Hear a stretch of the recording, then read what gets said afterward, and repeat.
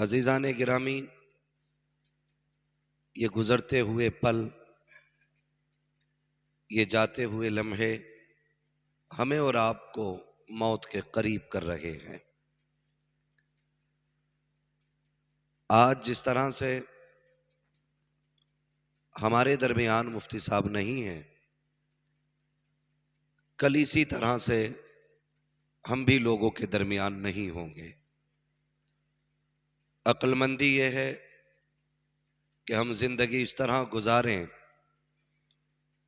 کہ قبر میں بھی راحت ملے اور میدان محشر میں مصطفیٰ کی شفاعت نصیب ہو جائے۔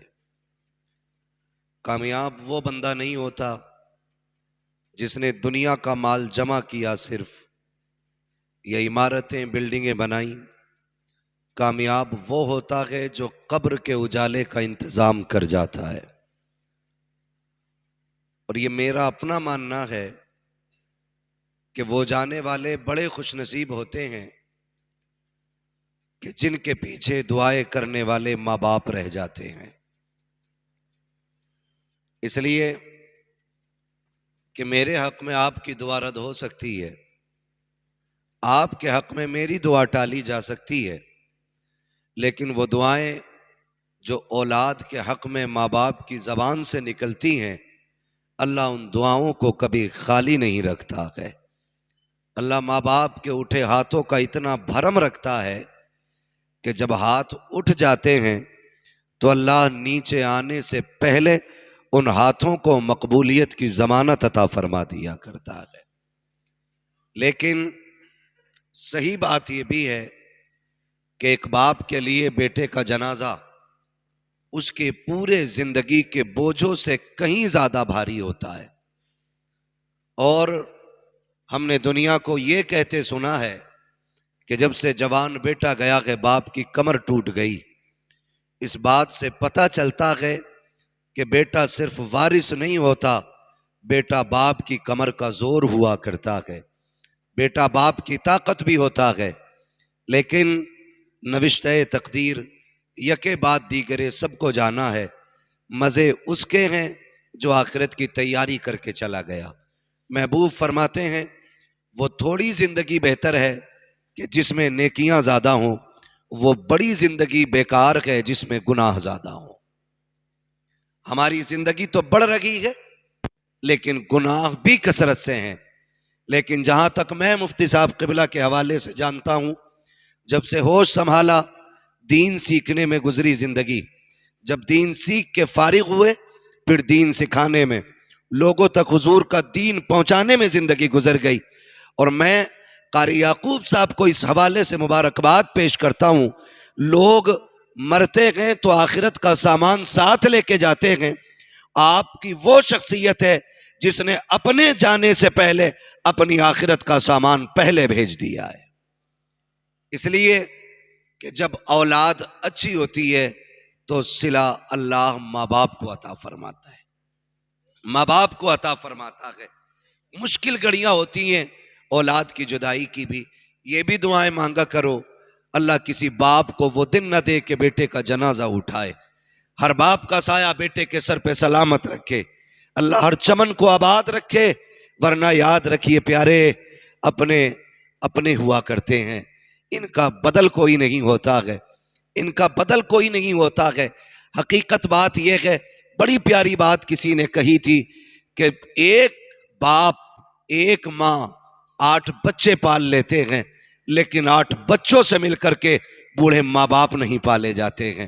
میں کبھی غور کرتا ہوں اس بات پہ، یا اللہ یہ شفقتیں کیسی ہیں، یہ پیار کیسا ہے۔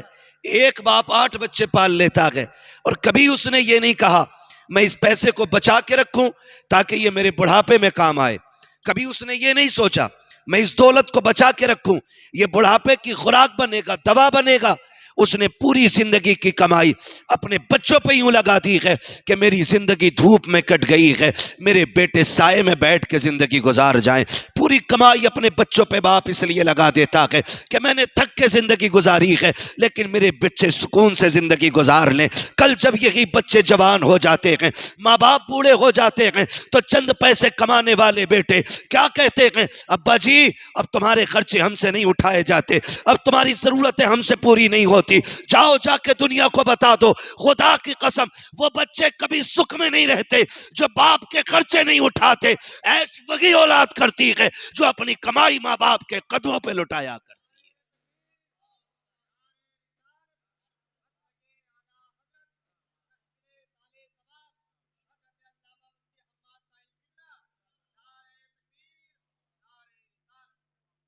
میں گزارش کروں گا نوجوانوں سے, ماں باپ ہیں تو قدر کر لیں. ابھی ایک جگہ چندہ ہو رہا تھا, میں مائک پہ تھا, تو میں نے اعلان کیا کہ جس کو اپنے ماں باپ کی پراپرٹی کا حصہ ملا ہے یا ملنے والا ہے, لازم ہے کہ اس کی جائیداد سے وہ اس کے ثواب کے لیے کچھ نہ کچھ خرچ کرے. جانتے ہو بیٹوں سے پہلے ایک بوڑھا باپ کھڑا ہوا اور اس نے کہا تھا 50,000 میری طرف سے میرے بیٹے کے ثواب کے لیے.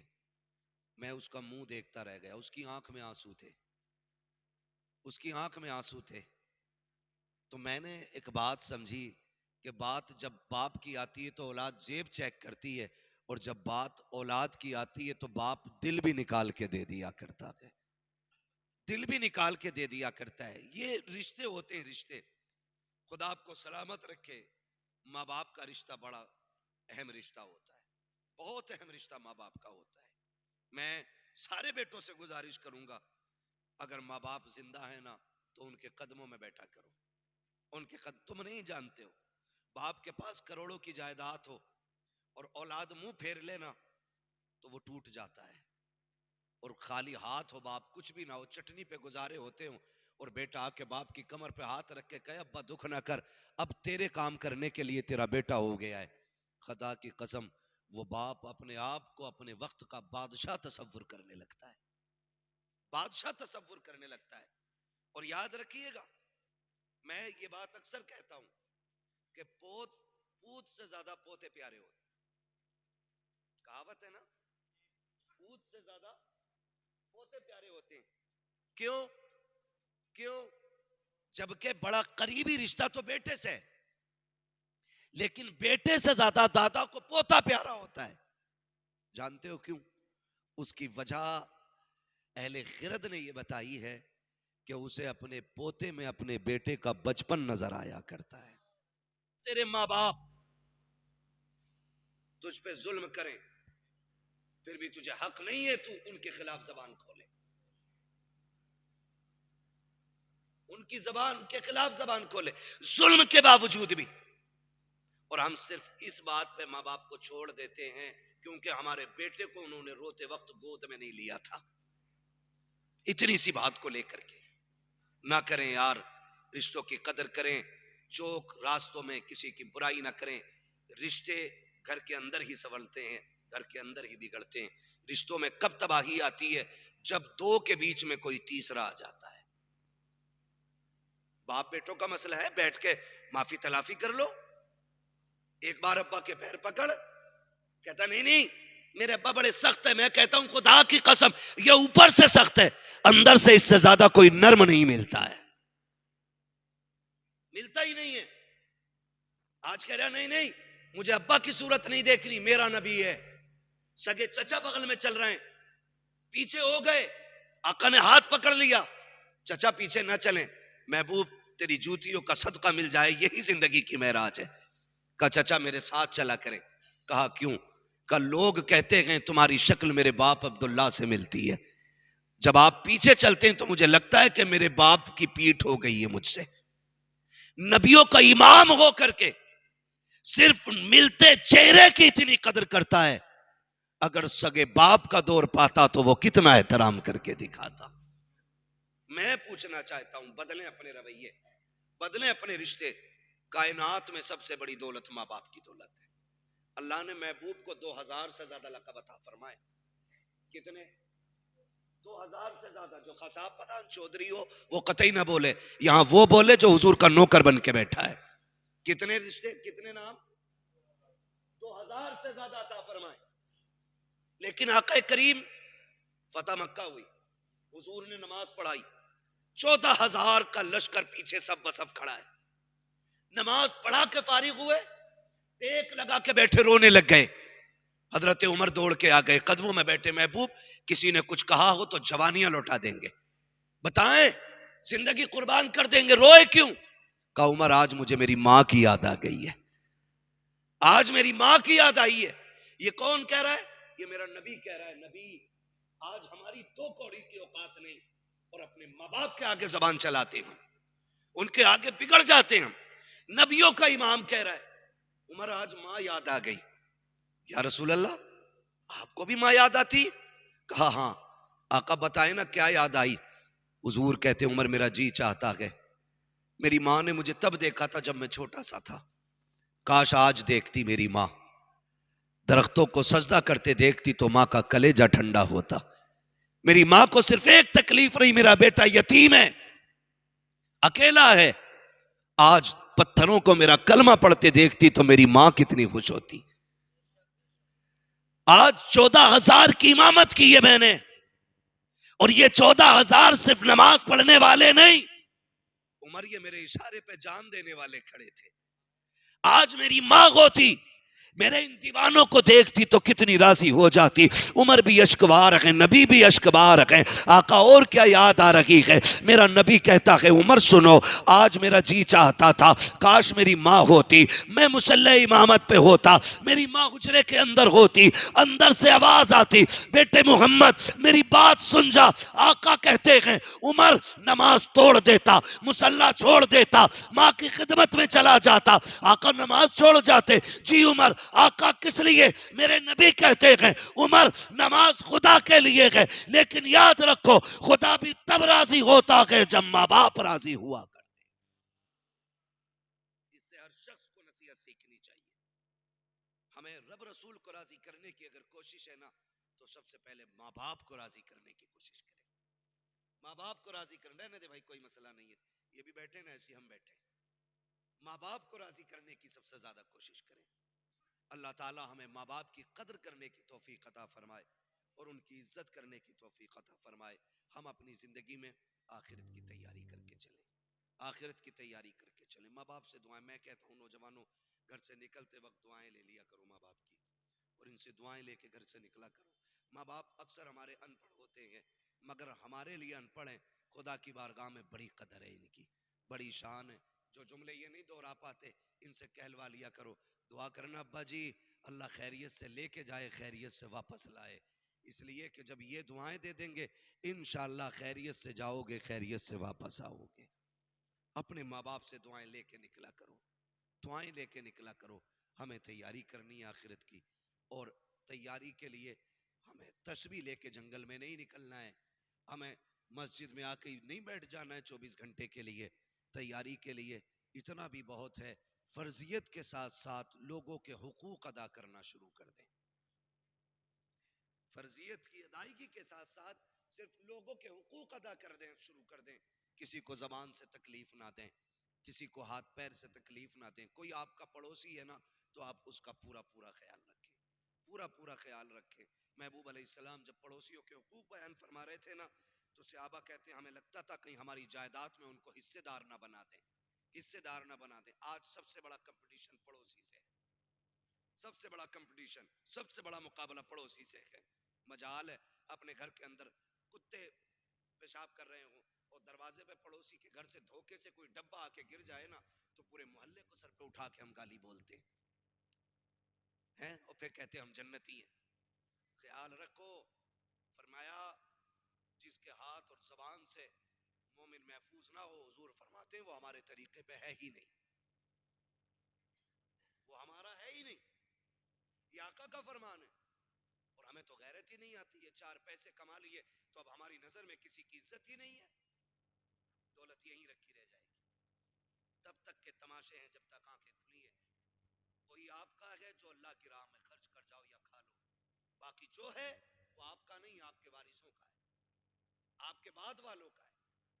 اس لیے آپ سے میری گزارش ہے آپ آخرت کی ہم سب مل کے تیاری کی کوشش کریں. حقوق پڑوس کے کتنے اہم ہوتے ہیں، آقا کریم کون سے ستم نہیں تھے کون سا ستم نہیں تھا. حضور چلتے تھے تو لوگ پتھر مارتے تھے, راستے میں کانٹے بچھاتے تھے, گڈھے کھودے جاتے تھے. اللہ نے ہر موڑ پر اپنے محبوب کی مدد فرمائی اور حفاظت فرمائی. لیکن میرا نبی اخلاق کا کتنا بلند ہے. کبھی غور کیا, حضور کے گھر میں گوشت آیا, حضور فرماتے ہیں خدیجہ جی یا رسول اللہ کا شوربہ بڑھا دینا. آقا کس لیے؟ کہا کہ آج ہمارے گھر گوشت آیا ہے, ہم اکیلے نہیں کھائیں گے, اپنے پڑوسیوں کو اس میں شامل کریں گے. آقا کریم نے پیالوں میں گوشت لیا اور جو گالیاں دینے والے تھے, پتھر مارنے والے تھے, ان کا دروازہ بجا رہے. آج عید کے دن سگے باپ کو چھوڑ کے سوئیے کھا گیا اور نئے کپڑے پہن کے عیدگاہ پہ جھمال رہا. مل گئی جنت؟ وہ جنت کی چابی تو گھر چھوڑ آیا تو نہیں ملنے والی ہے, ملنے والی نہیں. آقا فرماتے ہیں جس سے باپ راضی ہوتا ہے اس سے خدا پاک راضی ہوتا ہے. یہ اصول ہے اللہ کی رضا جاننے کا, یہی اصول ہے. جس سے باپ ناراض اس سے خدا ناراض.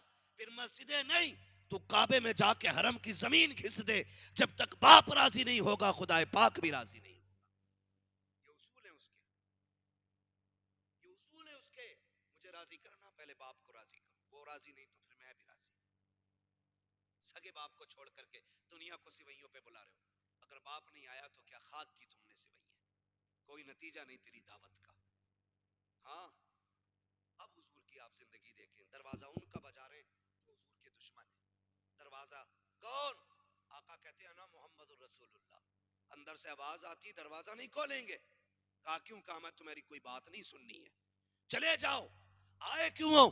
میرے نبی کہتے تھے میں تمہیں دین دینے نہیں آیا, میں تبلیغ کے لیے نہیں آیا. ہمسایہ ہو, میرے پڑوسی ہو, دروازہ کھولو, کچھ لے کر کے آیا ہوں. جیسی دروازہ کھولتے پیالے میں گوشت دیکھتے کہتے یہ کیوں لے کے آئے ہو؟ کہا ہم کھا لیتے, تم محروم رہتے. یہ ہماری غیرت کو گوارا نہ کی ہے. خدا کی قسم تاریخ گواہ ہے, اندر صرف پیالہ نہیں جاتا تھا, ہاتھ کے ساتھ ساتھ مصطفیٰ کا دین گھر میں چلا جاتا. آج بھی اس اخلاق کی ضرورت ہے, آج بھی اس کردار کی ضرورت ہے, آج بھی ایسے رویے اختیار کرنے کی ضرورت ہے جس سے ہمارے مصطفیٰ کے دین کی جھلکیاں نظر آنی چاہیے. دین کی جھلکیاں. وہ لوگ یہ کہنے پہ مجبور ہو جائیں اگر امتی اتنے شان والے ہیں تو پھر ان کے نبی کتنے شان والے ہوں گے. یہ ایک ایسا ماحول ہمیں بنانا ہے اور آخرت کی تیاری کرنی ہے. اس سے پہلے کہ مسجد سے ہمارا بھی اعلان ہو, ہم اپنے اعلان کی تیاری خود کر لیں. اور جو کہتے ہیں دیکھا جائے گا, کر لیا جائے گا. ابھی عمر کیا آئی ہے, ابھی تو بال کالے ہیں, ہوئے نامور بے نشاں کیسے کیسے, زمین کھا گئی آسماں کیسے کیسے. بڑے بڑے آج زمین کے اندر چلے گئے لوگ جن کے نام کی دعائیاں دیتے تھے, آج وہ بھی منو مٹی کے نیچے ہیں. تیری میری اوقات کیا ہے, 8 دن نہیں بن لگیں گے کہ یہ کیڑے کھا جائیں گے بدن, کچھ نہیں بچنا ہے, بال ہڈیاں ساری گل جانی ہیں. او بھائی پھر اس کے لیے فکر نہیں کرنی ہے, ہمیں آخرت کی زندگی کے لیے فکر کرنی ہے. آخرت کے لیے میں ان سے گزارش کروں گا کہ جو لوگ ابھی داڑھی رکھنے سے محروم ہیں, خدا توفیق دے چہرے سجا لیں, حضور کی سنت سجا لیں اپنے چہروں پہ, تاکہ جب کفن میں لپٹ کے جائیں تو فرشتے دیکھ کے یہ نہ پوچھیں کس کا امتی ہے, کہاں سے آیا, کون ہے, بلکہ تیرے چہرے کے بال بتا دیں حضور سے محبت کر کے قبر تک آیا گئے. وہ کہا تھا بیدم نے کہا تھا, ہاں کیا بات ہو محشر میں سجدے کیے جاؤں, تم ہنس کے کہے جاؤ دیوانہ ہے دیوانہ. میں ہوش و حواس اپنے اس بات پہ کھو بیٹھا, تم نے جو کہا ہنس کر آیا میرا دیوانہ. اتنا تو کرم کرنا اے چشمے کریمانہ, جب جان لبوں پر ہو تم سامنے آ جانا. جب جان لبوں پر ہو تم سامنے آ جانا. تیاری کر کے جاؤ, لینے کے لیے حضور آئیں گے. ان کے دین کی خدمت کرو. میں نہیں جانتا مفتی صاحب نے موت کے وقت کیا کیا دیکھا ہوگا, لیکن ان کے اعمال, ان کی دین کی خدمت, حضور سے غلامی کا رشتہ اور ان کی دی ہوئی ڈیوٹی پہ وہ ایسے کھڑے تھے, ایسے کھڑے تھے. ہمارا ایمان کہتا ہے کہ ان کے انتقال کے بعد, انتقال کے وقت اگر حضور نہ بھی آئے ہوں گے تو ایک ٹھنڈا جھونکا حضور کے مدینے سے ضرور آیا ہوگا. ان کے دین کی ڈیوٹی کر کے جاؤ, پھر دیکھو وہ ناز کیسے اٹھاتے ہیں, ناز کیسے اٹھاتے ہیں. علماء جانتے ہیں, بریلی کے امام احمد رضا اعلی حضرت کے تشریف فرما گئے, ابو بکر و عمر بیٹھے ہیں. حضور کیسے بیٹھے؟ کہا کہ میرا غلام آ رہا ہے, اس کو اس کے استقبال کے لیے ہم بیٹھے ہوئے ہیں. کہتے ہیں کون آ رہا ہے؟ کہا ہندوستان سے احمد رضا آ رہا ہے. اللہ اکبر. کہتے میں نے سنا, نام پڑھ سنا, میں مچل گیا کہ کون ہے جس کا آقا نام لے رہے. کہتے ہیں جب میں آیا ہندوستان میں, پوچھتے پوچھتے بریلی پہنچا, لوگوں سے پوچھا احمد رضا کون ہے, تو کہا لوگوں نے اسی دن کا حوالہ دیا جس دن میں نے حضور کو خواب میں دیکھا تھا کہ ان کا اسی دن انتقال ہو گیا تھا. سنے, جب کوئی ان کے دین کی ٹوٹی کر کے جاتے ہیں تو وہ ایسے ناز اٹھاتے ہیں کہ آغوش رحمت میں لینے کے لیے خود مدینے سے آ جایا کرتے. اسی لیے بیدم نے کہا تھا اتنا تو کرم کرنا اے چشم کریم آنا, جب جان لبوں پر ہو تم سامنے آ جانا. اور جب حضور سامنے ہو, جب آ گئی ہیں جوش رحمت پہ ان کی آنکھیں, چلتے بجھا دیے ہیں, روتے ہنسا دیے ہیں. جب حضور ہو سامنے نا تو پھر کوئی دکھ نہیں لگتا ہے, کوئی دکھ نہیں لگتا ہے. ایسے کتنے ڈھیر سارے واقعات میں آپ کو سنا سکتا ہوں کہ صحابہ زخم کھا کے بھی انہیں دیکھ کے مسکراتے تھے. حضور پوچھتے تھے درد نہیں ہے؟ کہا جب ہر درد کی دوا آپ کے وجود میں موجود ہے تو مصطفیٰ پھر تلواروں سے ڈرنا کیسا ہے.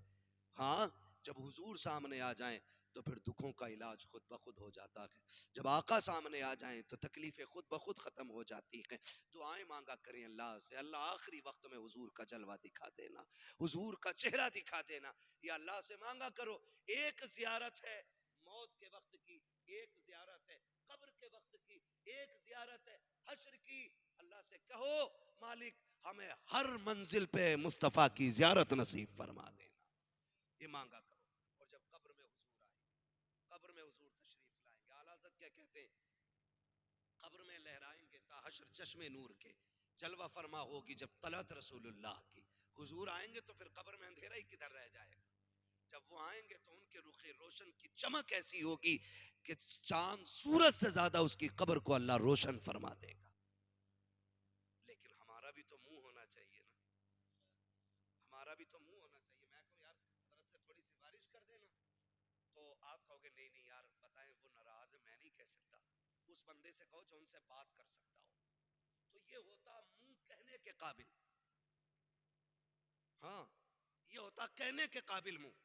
تو ہم کم سے کم چہرے ایسے بنا لیں, قبر میں پہنچے فرشتے کفن کھولیں, داڑھی کی چمک دیکھ کے کہیں حضور کا غلام لیٹا ہوا ہے, اور حضور دیکھ کے مسکرا دیں. اگر وہ مسکرا دیے خدا کی قسم قبر کے سارے سوال آسان ہو جائیں گے. اور اگر وہ ناراض ہو گئے, چہرہ پھیر لیا, تو پھر لینے کے دینے پڑ جائیں, لینے کے دینے پڑ جائیں, کیونکہ ان کی چوکھٹ کے سوا کوئی اور چوکھٹ ہے ہی نہیں جو ہمیں خدا تک لے کے جا سکتا ہے. صرف حضور کی ذات ہے جو ہمیں خدا سے ملوا سکتے ہیں, باقی بس کی بات نہیں. اور پھر منظر آنا ہے قبر سے اٹھنے کا. حضور فرماتے ہیں میں اپنی قبر سے اٹھوں گا اور اس طرح اٹھوں گا کہ میرے داہنے ہاتھ میں ابو بکر کا ہاتھ ہوگا, بائیں ہاتھ میں میرے عمر کا ہاتھ ہوگا. کہتے ہیں پھر میں مدینے کے قبرستان میں آؤں گا, وہاں سے سب کو ساتھ لے کے پھر میدان محشر میں آؤں گا. حضور نے کہا تھا ہو سکے تو میرے مدینے میں آ کے, تبھی تو ہر مومن کہتا کاش حضور کے مدینے میں موت آ جائے, ہے نا, ان کے شہر میں موت آ جائے. پھر کیا کہ وہ کہا تھا گر وقت اجل سر تیری چوکھٹ پہ جھکا ہو, جتنی ہو قضا ایک ہی سجدے میں ادا ہو. ان کی چوکھٹ پہ اگر موت آ جائے پھر اس سے بہتر موت نہیں ہو سکتی. اس سے بہتر تیرے دامن کرم میں جسے نیند آ گئی ہے, تیرے دامن کرم میں جسے نیند آ گئی ہے, جو فنا نہ ہوگی ایسی اسے زندگی ملی ہے. وہاں مر کے دیکھو پھر مرنے کے بھی مزے آتے ہیں, مرنے کے بھی مزے آتے ہیں. خدا ہم سب کو حضور کے مدینے میں موت نصیب فرمائے. آقا فرماتے اگر مدینے میں مر نہ سکو تو مدینے میں مرنے کی تمنا لے کے مر جانا. آقا کیا ملے گا؟ فرمایا دفن سوار میں ہوگے, اٹھاؤ میرے مدینے کے قبرستان سے جاؤ گے. تو کم سے کم ہم مدینے میں نہ بھی مر سکے تو مدینے میں مرنے کی تمنا لے کے مر جائیں, مرنے کی تمنا لے کے مر جائیں. ہاں اللہ تعالی ہم سب کو حضور کی سچی پکی محبت عطا فرمائے. حضور میدان قیامت میں آئیں گے, عجیب منظر ہوگا, عجیب آج کہتا نا میری لٹھیا کے سامنے کسی کا منہ نہیں کھلتا. آج کہہ رہے ارے جوانی میری تھی، ٹائم میرا تھا، دور میرا تھا، لوگوں کی کائیاں پھٹ جاتی تھی، میں نکلتا تھا تو رستے خالی ہو جاتے تھے. آج بک رہے ہیں نا یہ. اور جب میدان قیامت ہوگا نا، نفسی نفسی کا عالم ہوگا نا، تو جبریل جیسا مقرب فرشتہ بھی آج زبان پہ تالا لگا کے کھڑا ہے. ضرورت نہیں ہے. آقا فرماتے طاقت نہیں ہوگی کسی میں، سب سے پہلے بولنے کی اجازت مجھے دی جائے گی. اس بات کا شکریہ ادا کرو، رب نے یہ بڑا کرم ہے اللہ کا. ہم حضور کے امتی ہیں، یہ بہت بڑا کرم. ورنہ وہ کہا تھا سب نے صف محشر میں للکار دیا ہم کو، اے بے کسوں کے آقا اب تیری دعائی ہے، اب تیری دعائی ہے، اب تیری دعائی ہے. سنتے ہیں کہ محشر میں صرف ان کی رسائی ہے. فرمایا گیا منظر کا، میدان قیامت کا وہ منظر، عمل تو لے جا رہے ہیں، ترازو لگی ہے، سمجھ رہے ہیں، پہلے دن سے لے کے آخری دن تک کے سارے بندے کھڑے، کتنے لاسٹ میں نمبر آتا، اور پھر گرمی، سختی، مصیبت سب. رب فرمائے گا سنو، آج سب سے پہلے حساب میں محبوب کی امت سے شروع کروں گا.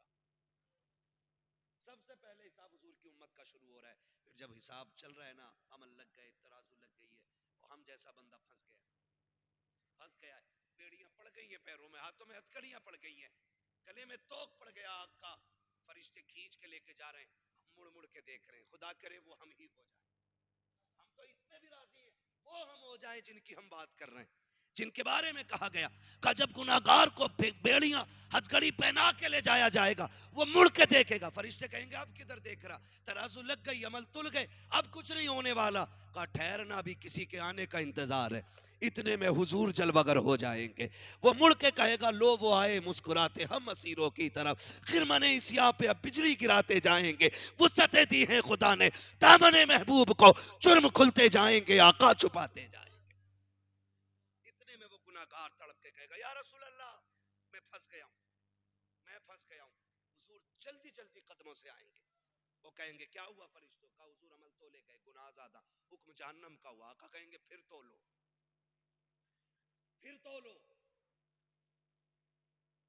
فرشتے کانپ جائیں گے، حضور صحیح تولا ہے. رب فرمائے گا جو میرا محبوب کہہ رہا ہے وہی کیا جائے. پھر تو لے گئے. پہلے گناہ زیادہ تھے، اب نیکیاں بڑھ گئی ہیں.